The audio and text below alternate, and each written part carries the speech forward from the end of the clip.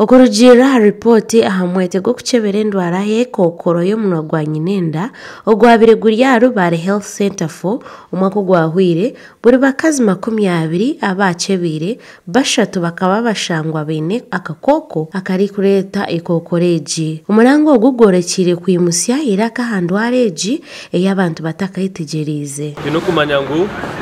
abinji kakuza kuterana na mutahi weye yachemara kuchebeza HIV akashanga birike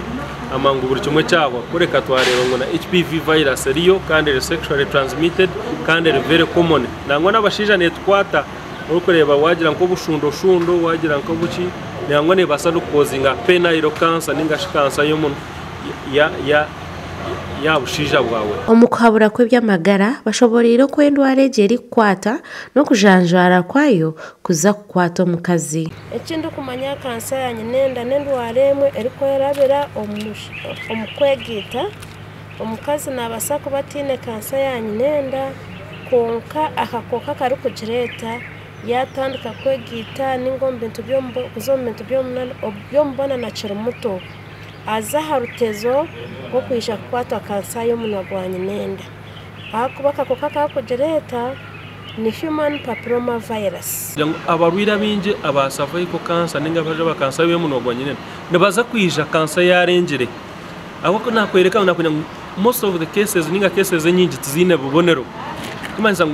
hakuza kurebera ububonero kansa ne yarengere ububonero bumwe butwatwina burimo kushanga ngo abnormal bleeding ninga sho kujwa ekerengine kine twine kujwa oshanga ngo mucyara yarwo mu period zirwa hagati ya period ndije takabiro yagarka yajwa ekindi no shakushanga yajwa yamara kuterana no mushija. Peace Patience yatera abazire hamwe n'abakazo muranga kwejumbiraho mu kujemeza abana babisha myaka ekirinto kugira ngo babase kwerinda indwarezi. Nemyaka 25 garahigo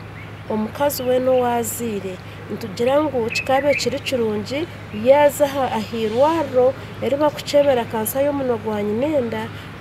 ekitweta screening bakamuchebera bakamugambira atakutegereza obubonero. Nibaza kushanga ngo kansa yatandikira cervix ejo nibaza kutambara ekwate umuyiterasi na nebicweke byetorire mu pelvis ningashe gumizemo itambore ezo mbicweke ebyetorire hihaho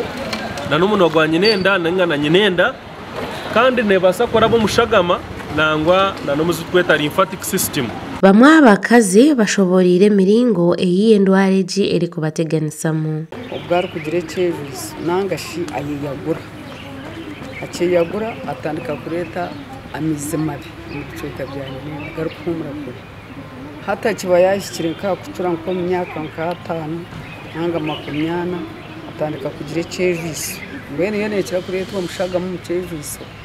nuko yagura ifu mu bicweka. Ubwa hati ebitongore bitare bimwe na bimwe bukwatanise n'ebyamagaro muri ntungamo batandikira umuranga gwo kukingira endwara ejo mu bana bato ogayisireho no kushomesa abakazi bakuru aha kwerinda kansa ya nyinenda